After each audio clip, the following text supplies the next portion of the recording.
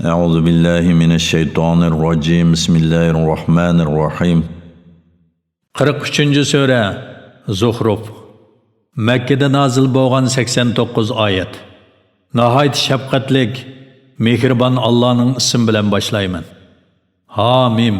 Ro'shan kitob bilan qasamki, sizlarni uning ma'nosini tushunsin deb biz uni haqiqatan arabcha Qur'on qildik. Haqiqatan u Lavhul Mahfuzda bizning dargoyimizda muqimlashgan yuqori martabalik hikmatli kitobdir.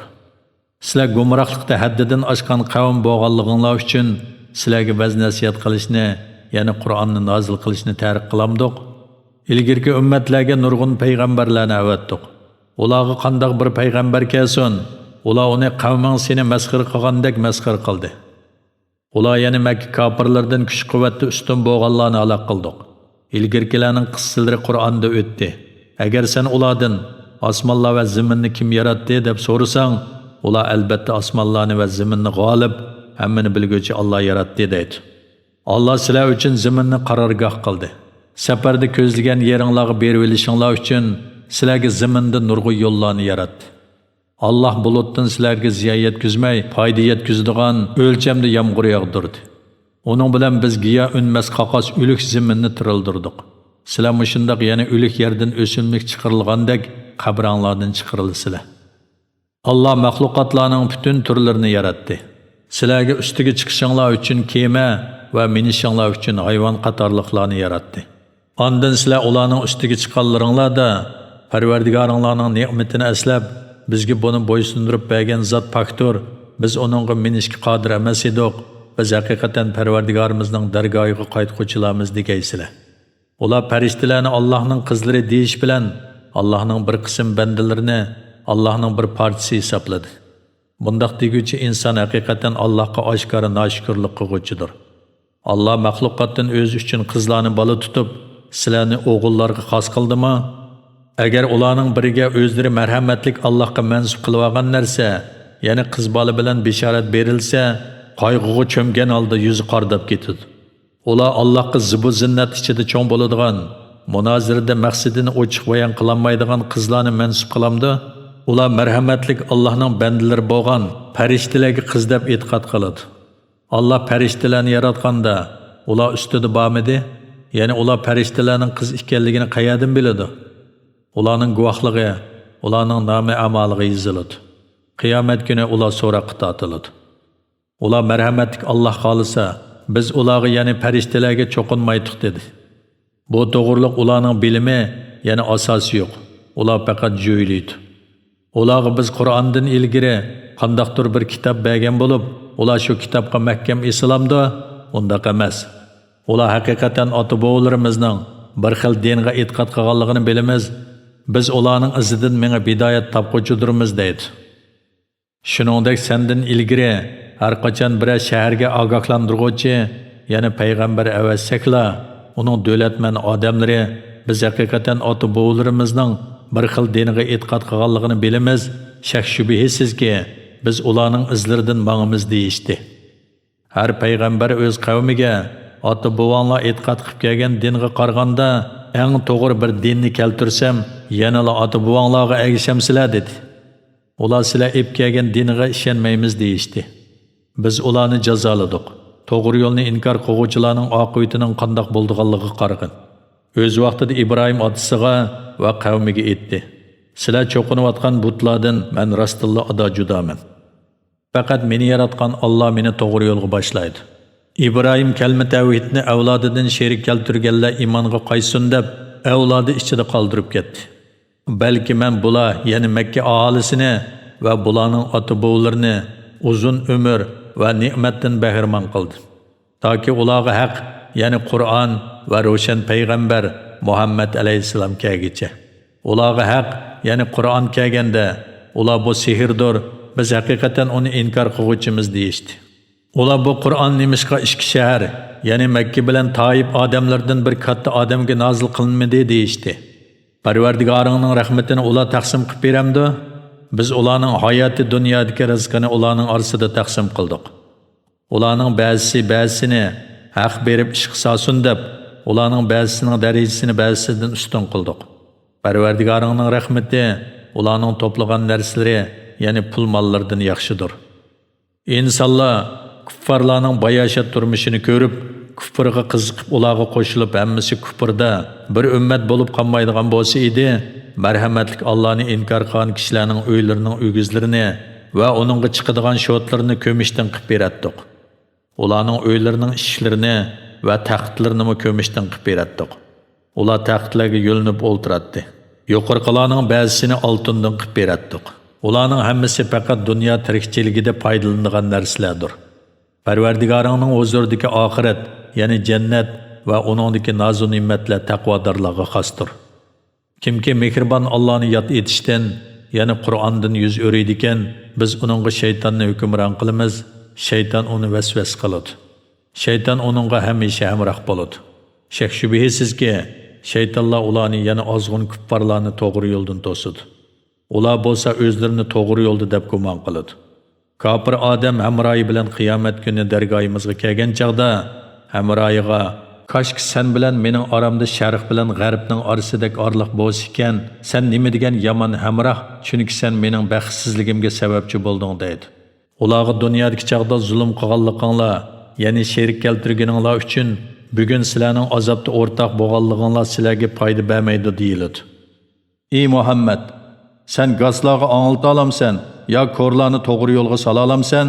Ya'ni kuffarlar gazlarga, ko'rlarga o'xshash oshkor gumrohlikda bo'lgan kishini hidoyat qila olamsan? Ularni jazolashdan ilgari seni epketsak, ya'ni vafot qildirsak, vafotingdan keyin ularni cho'qim jazolaymiz. Yoki biz sana hayotingda ularga va'da qilgan azobni ko'rsatamiz. Biz shubhisizki, ularga, ya'ni ularga azob qilishga qodirmiz. Ey Muhammad, sana vahiy qilingan Qur'onga chin esilg'in. Sen haqiqatan to'g'ri yo'ldadursan. Qur'on sana va sening qavmingga albatta ulug' sharafdir. Sizlar kelgusida bu ne'mat ustida so'rilisizlar. Sendan burun biz avatgan payg'ambarlarimizdan so'rab boqqinki, mehribon Allohdan boshqa ibodat qiladigan ilohlarni belgiladikmi? Payg'ambarlarning ichida Allohdan g'ayriga ibodat qilishga da'vat qilgani bormi? Biz haqiqatan Musoni Fir'avnga va uning tavallariga uning rost payg'ambar ekanligini isbotlaydigan shonliq mo'jizalar bilan avatdik. Musa Fir'avnga "Men haqiqatan jami olamlarning parvardigorining seni va qavmingni bir Allohga ibodat qilishga da'vat qilish uchun avatlagan elchiman" dedi. Musa ularga bizning mo'jizalarimizni epkaganda, ular nagahan mo'jizalarni masxara qilib kuldi. Ularga bir-biridan katta mo'jizalarni ko'rsatdik. Ularni kufrdan qaytsin deb turlik azoblar bilan jazoladik. Ular azobni ko'rganda, "Ey sehrgar, Parvardigoringga uning sana bergan duoyingni ijobat qilishdan iborat ahdi bo'yicha biz uchun duo qilsang, agar u duoying bilan bizdan azobni ko'tarsa, biz cho'qim iymon etamiz" dedi. Musaning duosi bilan ulardan azobni ko'tarayotganimizda, nagahan ular ahdini buzib, kufrda ching turdi. Fir'avn o'z qavmi ichida faxrlangan holda nido qilib aytdi: "Ey qavmim, Misrning podshohligi, ostimdan eqib turgan bu daryolar mening emasmi? Mening bu buyukligimni ko'rmamsizlar? Balki men ochiq gap qilolmaydigan bu arzimas odamdan, ya'ni Musa alayhissalomdan yaxshiman. Nima uchun uningga osmondan oltin bileziklar tashlanmadi yoki nimishqa uning rostligiga guvohlik berish uchun uning bilan birga farishtalar hamroh bo'lib kelmadi?" Fir'avn qavmini go'llaganlikdan qavmi uningga itoat qildi. Ular haqiqatan fosiq qavm edi. Ular bizni darg'azab qilganda, ularni biz eng qattiq jazolar bilan jazoladik. Ularning hammasini dengizda g'arq qildik. Ularni biz kuffarlarning azobga tegishli bo'lishida keyingilarga namuna va ibrat qildik. Qur'onda Maryamning o'g'li, ya'ni Isa alayhissalom misol keltirilsa, nagahan sening qavming xushallikdan so'ran silishib ketadi. Ular bizning ilohlarimiz yaxshimi yoki Isomi dedi. Ular bu misolni faqat husumat qilish uchun keltirdi. Balki ular jidalxo'r qavmdir. O ya'ni Isa Nasarlar gumon qilgandek iloh yoki ilohning o'g'li emas. Faqat payg'ambarlik ne'matiga erishgan bir bandidir. Uni biz Isroil avlodiga Allohning qudratini ko'rsatadigan bir dalil qildik. Agar biz xohlasak, albatta sizlarga zaminda o'rinbosar bo'ladigan farishtalarni vujudga keltirdik. O ya'ni Isa albatta qiyomatning alomatidir. Onunğa, ya'ni qiyomatga shak keltirmanglar.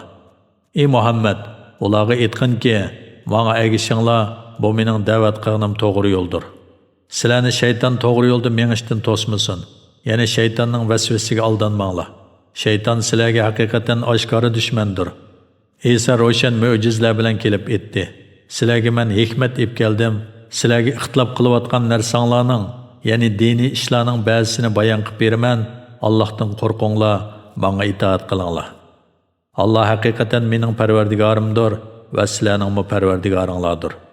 Uningga ibodat qilinglar, bu to'g'ri yo'ldir.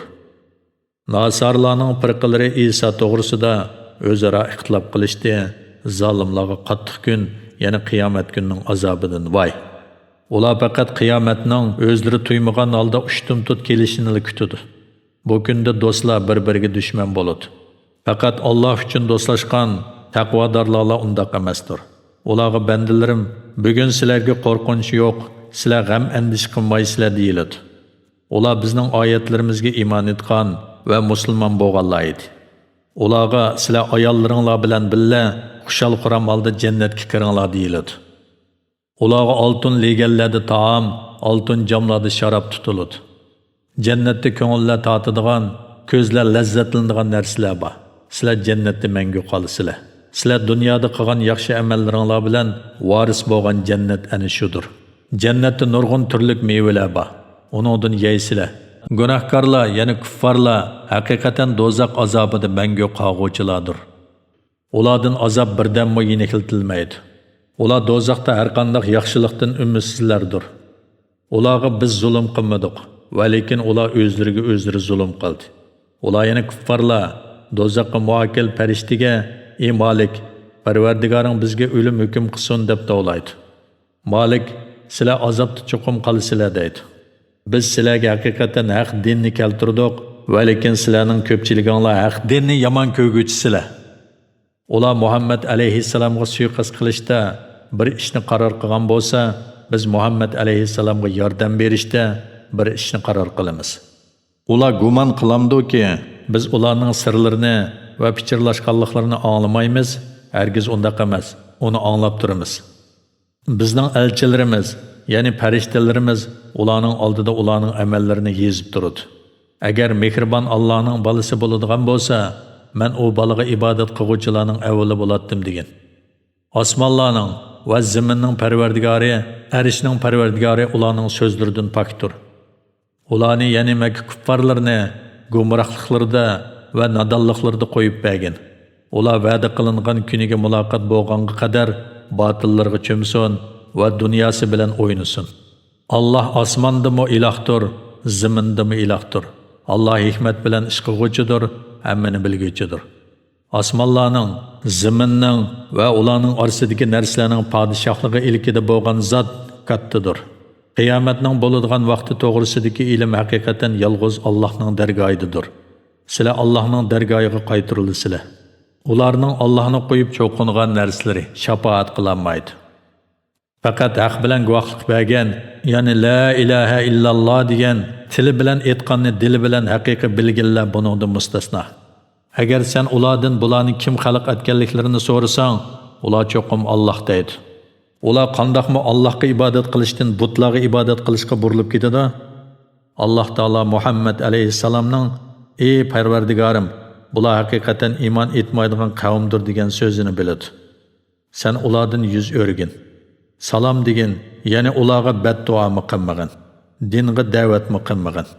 Ular kelgusida kufrning oqibatini biladi.